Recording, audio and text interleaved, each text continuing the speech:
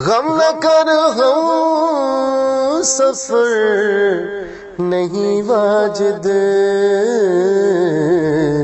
تیرا سایہ تو تیرا ہمدم ہے۔ آج ہم بات کرتے ہیں کہ عملیات میں جو لوگوں کی غلط فہمیاں ہیں عملیات کے متعلق، کہ عملیات کیا ہے اور کیوں کرتے ہیں۔ جب انسان روحانیت کے راستے پہ چلتا ہے تو اس کو عملیات کس حد تک ضرورت پڑتا ہے اور کیوں ضروری ہے، کہ عملیات اور روحانیت میں کیا فرق ہے۔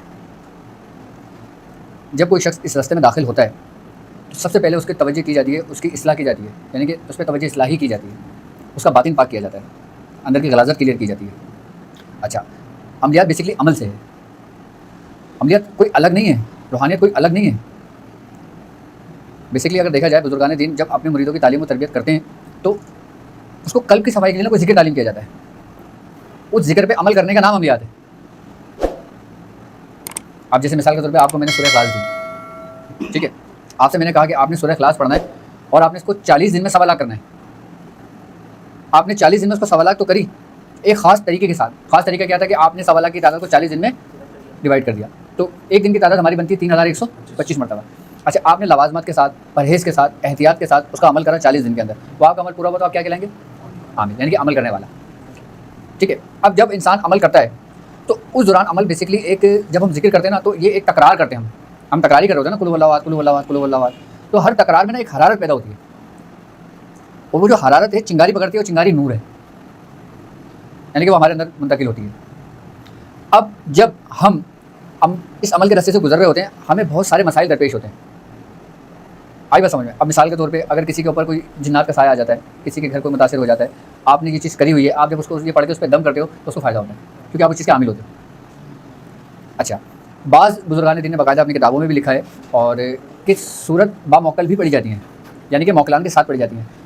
اچھا، اللہ تبارک تعالیٰ کا جو کلام ہے، آئی بات سمجھ میں، اس کے ماتحت موکلان بھی ہیں، فرشتے بھی ہیں، اور انسان کو گمراہ کرنے کے لیے شیطان بھی ہیں، شیاطین بھی ہیں، یعنی کہ کوئی چیز ہم جب پڑھ رہے ہوتے ہیں نا تو اس میں شیاطین کی بھی آمد ہوتی ہے، اس میں موکلان کی تو بہت بات کی بات ہے، اس میں جناتوں کی آمد ہوتی ہے،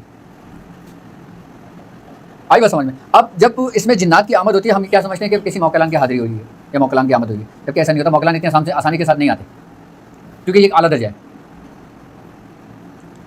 جب انسان کو عمل کر رہا ہوتا ہے تو سب سے پہلے جن کی آمد ہوتی ہے نا وہ شیاطین ہوتے ہیں، اور کون سے شیاطین ہوتے ہیں؟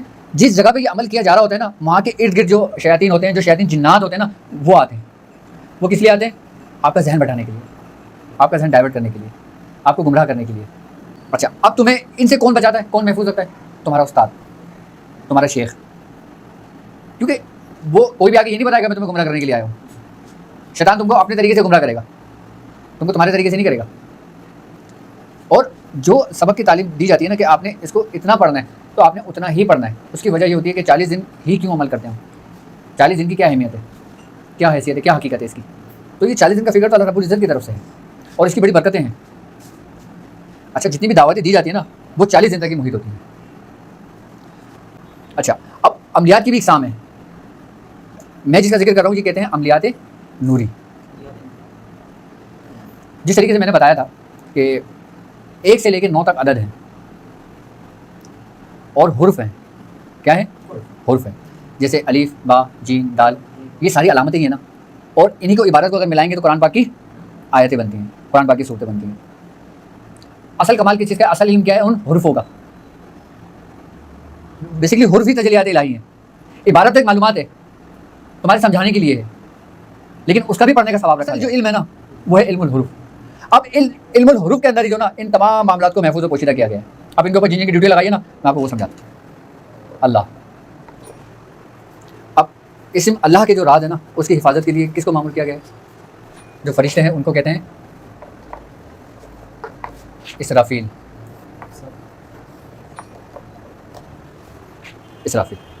اب با کے جو اسم الہی ہے وہ بنتا ہے بدھو،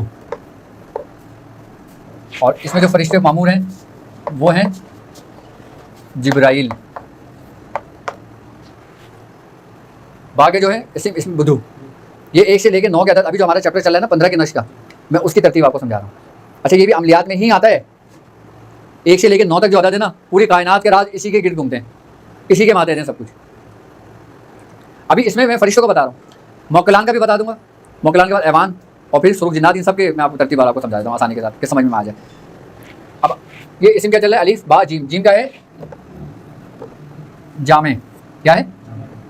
اور اس کا فرشتہ کون ہے؟ قلقائل.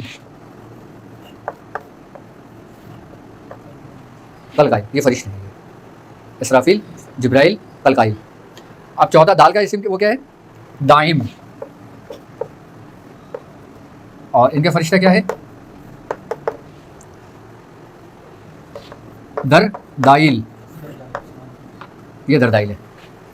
اب آ گیا اسم ہادی. ابھی جو اسم ہادی ہے اس کے جو فرشتے ہیں وہ کیا ہیں؟ دمائل, درائل. کیا ہے فرشتہ؟ درائل. دال واو رے الف اور حمزہ یہ اور لام, درائل. ٹھیک ہے. اور واو اسم جو ہے یہ وکیل. وکیل کے جو فرشتے ہیں ان کا کیا نام ہے؟ رفتمائل. رے فے تے رفتمائل واو. ٹھیک ہے. اور واو کے بعد کیا ہے؟ واو کے بعد کیا ہے؟ زا کا کیا ہے؟ شرفائل. اسم ہوگا ذکی. فرشتہ شرفائل. یہ زا کا کیا ہے؟ ذکی. ہم اس کے آگے یا لگائیں گے, یا ذکی, یا وکیل, یا ہادی, یا دائم, یا جامع, یا بدو اور یا اللہ. الف با جیم دال ہا وا اور زا. ٹھیک ہے. یہ اس میں الہی ہیں, یہ خزانے ہیں. ٹھیک ہے. ان خزانے کے اوپر جن کی ڈیوٹیز لگی ہوئی ہے وہ یہ فرشتے ہیں. ٹھیک ہے. ان فرشتوں کے بعد کس کی ڈیوٹی لگی ہے وہ میں اس کے بعد بتاتا ہوں. ٹھیک ہے. اب ہم ان خزانوں تک کیسے پہنچیں گے پہلے میں یہ بتا دوں تاکہ یہ سمجھنے میں آسانی ہو جائے, اور اس کے بعد وہ کر دیتا ہوں.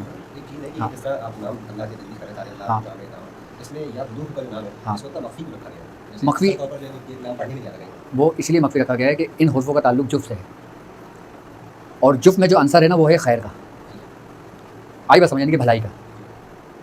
اور بے دال واو اور ہے یہ چار عناصر ہیں. ٹھیک ہے. اور انہی چار عناصر میں آتشی, بادی, آبی اور خاکی ہیں. یہ چاروں عناصروں کی قوت لے کے بیٹھے ہوئے ہیں اپنے اندر, اس لیے اس کو محفوظ رکھا گیا ہے. آگے بس سمجھ میں کیا رہ گیا تھا؟ ہاں نا, ہاں اور تو رہ گیا تھا.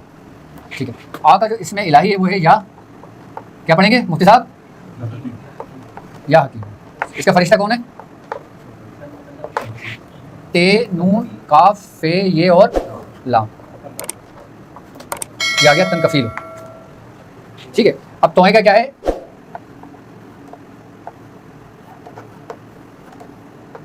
یا طارق. فرشتہ